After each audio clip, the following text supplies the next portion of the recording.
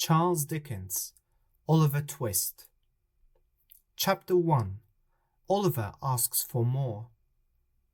Among other buildings in a town in England, there was a house of poor people who had no money and nowhere to live.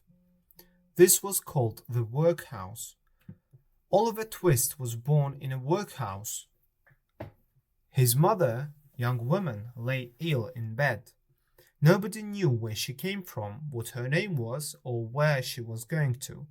After she gave birth to her child, she was very weak. She was dying. "Doctor, let me see my child and die," said the woman. She lifted her head from the pillow, kissed her boy's forehead with her cold white lips, and died. It was Mr. Bumble, the beadle, the man in charge of the workhouse, who gave Oliver his name.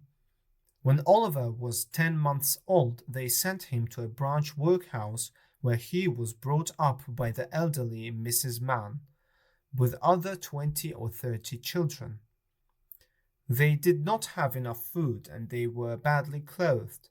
Of course, Mrs. Mann got some money from the parish authorities and she knew what was good for the children, but much better she knew what was good for her, so she used the greater part of the money for her own needs. At the age of 9, Oliver was a pale, thin child. Soon Mr. Bumble came to take him back to the workhouse, where Oliver could be taught a trade, and for the first time a sense of loneliness sank into the child's heart because he was leaving his friends behind.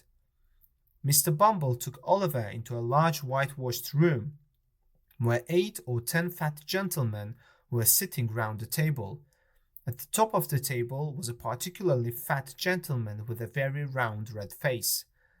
"What's your name, boy?" said the gentleman. Oliver was frightened at the sight of so many gentlemen, which made him tremble, and he began to cry. "Boy," said the gentleman, "listen to me. You know you're an orphan, I suppose." "What's that, sir?" asked poor Oliver. "The boy's a fool. I thought he was," said the gentleman in the white waistcoat. "Hush," said the gentleman who spoke first. "You know you've got no father or mother, and that you were brought up by the parish, don't you?" "Yes, sir," replied Oliver, weeping bitterly. "Well, you have come here to be educated and taught a useful trade," said the red-faced gentleman. "So you'll begin tomorrow morning at 6 o'clock. The life in the workhouse was full of misery.